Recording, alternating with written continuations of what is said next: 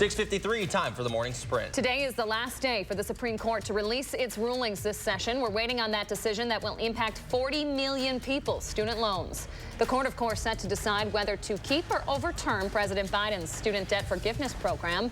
With that 6-3 conservative majority, experts suggest it's likely to be overturned. Wisconsin could have a new budget as soon as today. The Republican drafted $100 billion budget deal is headed to Governor Evers' desk today.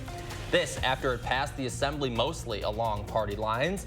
The budget includes more than $3 billion in tax cuts and a $32 million cut to the UW system. Governor Evers has promised massive line item vetoes of the budget. An air quality advisory extended to noon today for our area. The air is still unhealthy for most groups. It has just moved into moderate, though, here in Dane County. Some good news for you breaking within the last 20 minutes. A lot of events still had to be canceled, though, including concerts on the square. It's rescheduled for next Wednesday. Let's take a live look now at the U.S. Drought Monitor, showing despite some recent rains, conditions are in fact getting worse.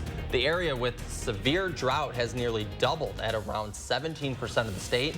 Around 80% is in a moderate drought. The whole state is still in at least abnormally dry conditions. More than 45,000 delays and 8,000 cancellations in a week is raising concerns over this holiday weekend. At the moment, 52,000 flights are scheduled while passengers are stuck at airports waiting for rebookings. United Airlines is the hardest hit, canceling 14% of flights just yesterday. As we approach the holiday weekend, you and your family might be partaking in a fireworks show. Well, a reminder to stay safe if you're shooting off your own. Always have water nearby. Designate a safety perimeter. Supervise kids even if they're just using sparklers, and never shoot them at anybody.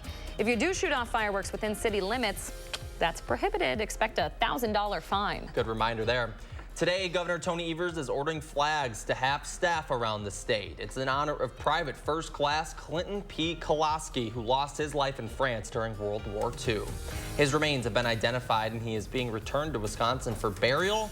He will be buried at the Beloit Cemetery later today. Up north now to Oshkosh, where an investigation is underway after police shot a drunk man armed with a loaded rifle. Concerned citizens called 911 to report the man. Police tried to get him to drop the weapon, but he wouldn't. The situation escalated to the point where he pointed the rifle at officers. Police shooting at him to disarm him. He is now recovering. And temperatures today will be pretty hot, with high temperatures right around 90 degrees. We could see some scattered showers and storms, but it's not going to be a huge issue. Just maybe bring an umbrella if you have any outdoor plans. As we look at the weekend, we are going to see highs in the mid to lower 80s, but then they're going to rise back to possibly lower 90s for 4th of July. And our next chance of rain after the weekend will be late during 4th of July. Most of the day, though, will be dry, so no need to cancel any plans. We also are going to continue to see the rain fall for Wednesday and Thursday, with temperatures dropping for your Thursday. And as far as the air quality alert, it will continue to be moderate throughout the weekend. Thank you very much, Jacob. Glad to have you on the team this morning. Awesome to be here. Thanks for joining us, everybody. Have a great 4th of July weekend. We'll see you back here next week.